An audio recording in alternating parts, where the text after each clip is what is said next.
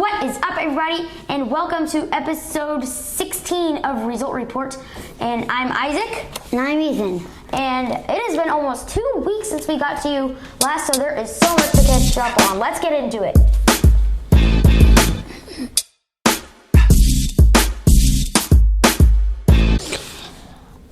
So there has been a lot to catch up on here, and we'll start with the college basketball world. And there has been a national championship here, which is some big news Ethan will announce. We gave you our men's Final Four picks if you want to see that video first, in case you want to know who we picked. Ethan, who won? I think it was UConn. It was UConn.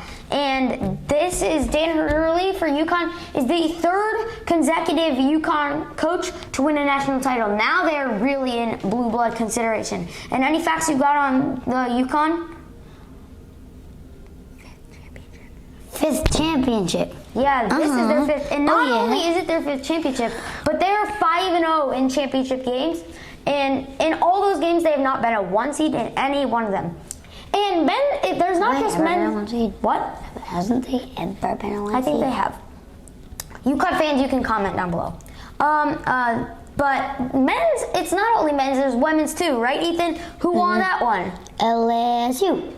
And this is Kim Mulkey's second year with LSU, and before she came, they were 9-13, and that previous year. So that is such a big turnaround.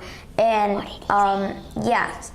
and back to the men's college basketball, there is some transfer portal news. Ethan, anyone that you know is entering the transfer portal? Hunter Dickinson and Brandon Newman.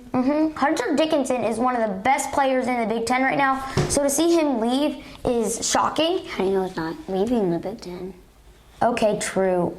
Leave Michigan. And but then also but Michigan has Caleb Love, the North Carolina transfer, coming in, and then Ohio State has Jamison Battle from Minnesota coming. And that's not the only person in the transfer portal. Tamar Bates from Indiana in the transfer portal. They are going to need to rely on the transfer portal to get a team. And they've already signed a couple players, Indiana has, and so now I think they could start to build a team. I don't know that they'll be this good. Last year was supposed to be like their year, and it surprises me that it was Purdue's year, actually, their own rival. And then also Terrence Shannon from Illinois is going to the NBA draft. Then this will shock most people. Kyle Filipowski from Duke is returning for a sophomore year. He was so good, right, Ethan? 7 feet and making threes. Does that sound like anybody? I don't really care about it. Yeah. And according to you, Victor women, yeah, that's true. But that is a lot to catch up on for college basketball, and so we will get to the NBA playoffs that are starting now. All for the first round. sentences. The NBA play-in tournament has concluded now, and so the NBA first round started yesterday with some big news. We will give you our first round picks for the full series, not just the game one. So Ethan, to start, Nets and 76ers. Some of the picks will be a day ahead, so we have an advantage here. The Nets lost game one by 20 in Philadelphia. 76ers 4-1. 4-1, okay, 5 games. Do you have why? No reason. Okay. I think the 76ers will win 4-1 too, and also that is because the 76ers have a really talented team. If they can get Harden and Embiid going together, they're pretty unstoppable. And then the Nets are a completely different team from what they used to be 2 years ago. The Kevin Durant, James Harden, and Kyrie Irving, now all of them are gone. We didn't expect that it would be this quick, but now the Nets are down to like Ben Simmons and Spencer Dinwiddie as like their main good players and leaders. So I don't know that the Nets have enough capability to take down the 76ers. Only reason they're a 6 seed is like they just started red hot in the season when they had their star players. So Ethan, the Knicks at the Cavaliers. The Knicks won game one in Cleveland yesterday, so they lead 1-0. Knicks. Knicks in how many games? 3-4. Okay, so in 7 games. That's kind of what I was thinking after the game 1 too. So this was a close game, as a matter of fact. The Knicks just pulled it out near the end, and the Cavaliers just kept coming back, but they did not have an answer for the Knicks, really. And it was Jalen Brunson doing everything in the third quarter, and he has really turned around this team from a 11 seed in the conference to a 5 seed, and this is going to be big for them. But I think just one loss in a game, that does not, when it's the NBA, that does not affect an NBA player. They just have to focus on the next game. They can't stay focused on one lost game. I think the Cavaliers are going to win this one in 6, probably. And then Ethan, the Hawks at the Celtics. Celtics lead the series 1-0. 4-0. Celtics, okay, clean sweep for Boston. And why? Jason Tatum. Yes, they started 23-24 last season, and then they just picked up the pace and ran off and finished 51-31. This year they finished 55-27. But Boston is good. It's going to take a lot to stop them. The 76ers and Bucks, I think, have capability to do it. Maybe the Cavaliers if they get that far. But this is a really good team. The Hawks aren't that bad. They beat the Heat in the play-in on the road. But I just think the Celtics are going to be too much for them. I say Celtics in 5. Okay, so Ethan, Warriors and Kings. The Kings lead the series 1-0. That is their first playoff win in 17 years, and also their first playoff appearance in 17 years. Who do you have, Warriors or Kings?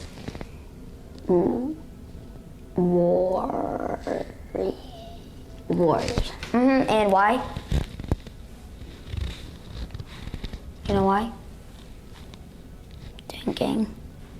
No reason. Okay, the Warriors is a common upset pick here in the playoffs, and it's going to be hard to stop them. They have a lot of playoff experience, and they are clutch in playoffs, and they're the defending world champions.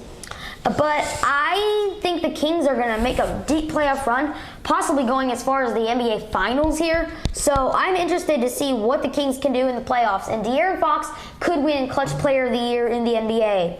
So I've got the Kings winning this series in 6. Ethan, Lakers versus Grizzlies. Currently, it's about tied right now in Game 1. Almost halftime. Who do you have winning the series? Timberwolves, Lakers? No, Lakers, Grizzlies. Okay, Grizzlies. 4-2. Okay, so you have the Grizzlies in 6. A lot of people are saying like Lakers in 7, Grizzlies in 7. This series is said to be a really close series here, and I honestly think the Lakers are gonna push really hard. They've done so well lately. They can pretty much beat anybody in the league right now, except for the LA Clippers. They've lost 11 straight games of the Clippers right now, which is really surprising compared to the history that has happened between that series. But I think the Lakers are going to be a tough team for the Grizzlies to deal with. But once Ja Morant gets going, and the Grizzlies, they actually have 2 All-Stars, him and Jaren Jackson Jr., it's pretty hard to stop them. They're second in the Western Conference for a reason. And I think the Grizzlies are going to take this series home in 7. It's going to be a really good series to watch here. Then the Heat at the Bucks in Game 1. Who will win the series? Heat. Wow, the 8 seed picking how many games? 7. Heat in 7. These two teams, this is such an intriguing matchup to see against each other. The Heat and Bucks it's so fun to watch every time they play each other. And they split the season series this year. The home team has won every time. But I think the Heat are going to win Game 1. That is a upset pick not many people are thinking of. But the Heat are better than just an 8 seed here. I think they're going to come in Game 1 because they have been playing the last few games. They've had to play the play-in, and the Bucks have not. Chris Middleton will be fully playing, no injury for him anymore, really. Ethan has the Heat in 7. I will go Bucks in 7 here. The Heat are a lot more than just an 8 seed. They were the 1 seed last year, and not that last year matters, but they played really well at the end against the Chicago Bulls. And I've got Miami in game 1 here.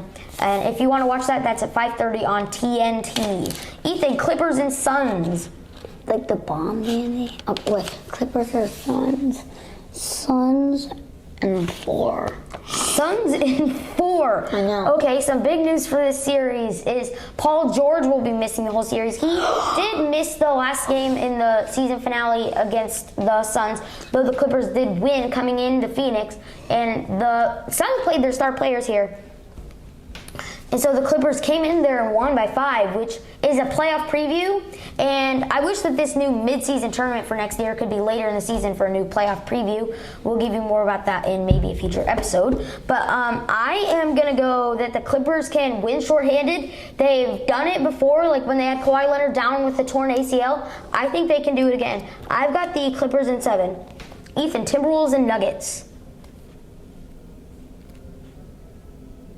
Nuggets and 4. Ooh, a clean sweep. Why? Because you don't like the Nuggets? I don't think that's a reason. But I am going to pick an 8 seed here. This seems shocking, but the Nuggets are not playing well right now. And they've had Nikola Jokic been a bit injured, but since he's came back, they still haven't been playing very well. And the Timberwolves played darn good against the Thunder. And Rudy Gobert was suspended against the Lakers, and they still came close with Lakers. And I think the Timberwolves are going to bring a lot to the Nuggets. I have Timberwolves in 6, not 7.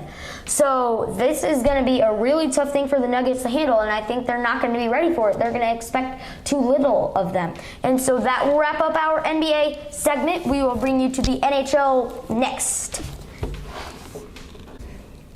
Okay, here is our NHL segment. The Stanley Cup playoffs start on Monday, but let's get right into it. The Panthers play the Bruins, and the Panthers, I think, will come in and win game 1, and that will probably shock you. But they have played for their life in the wild card, but I still have the Bruins winning in 5 after that game 1 loss. And the Bruins also broke the winning record and scoring record here. Then the Maple Leafs and Lightning are going against each other. The Maple Leafs have been really good lately, right, Ethan? Mm-hmm. And then the Lightning have also been really good lately. They've made 3 straight Stanley Cup Finals, but the Maple Leafs have not moved on since 1996. They have not done in this millennium. They are just not built for the playoffs yet. So I have the Tampa Bay Lightning winning in 7 in that series. And then the Carolina Hurricanes against the New York Islanders. The Islanders fought all they could to eliminate the Pittsburgh Penguins, and that was very sad for him. And also how they had to just play through it when they were down in the season. And then the Hurricanes also really good this season, but I saw them struggle near the end a bit, so I'm going to go Islanders in 7. And then the 2-seeded Devils against the 3-seeded Rangers. I think the Devils are the most improved team this year. Signed a lot of good players in the offseason, and then this is what it led to. So I am going to go with the New Jersey Devils in 6 in this series, so the Devils would move on. And then now over to the Western Conference, the Seattle Kraken and the Colorado Avalanche. The Kraken is their 2nd year as a franchise, and they really turned things around from last season, and now they're just a really good team as of the moment. So I have the Colorado Avalanche winning in 5 in this series, and so they would move on, the defending Stanley Cup champions. I don't know that they'll get that far this time. Then the best team in the conference, the Vegas Golden Knights, against the team that barely got in, the Winnipeg Jets. And so I have the Golden Knights winning in 4. This is just going to be way too easy for them. And so, the Jets had, struggled near the end. They just survived to get that last playoff spot. So I have the Golden Knights moving on. Then the Oilers and Kings, a rematch of last year's first round. I've got the Oilers in 6, the Kings in 7 actually this year. I think the Kings will actually pull it out this time instead of the Oilers. I don't know really, but I don't watch these teams play, but I have seen the Oilers have been pretty good. Sacramento Kings? No. Los Angeles Kings. But the Kings, I've seen them play a few games, and they've been pretty good in those, so I have the Kings moving on in 7.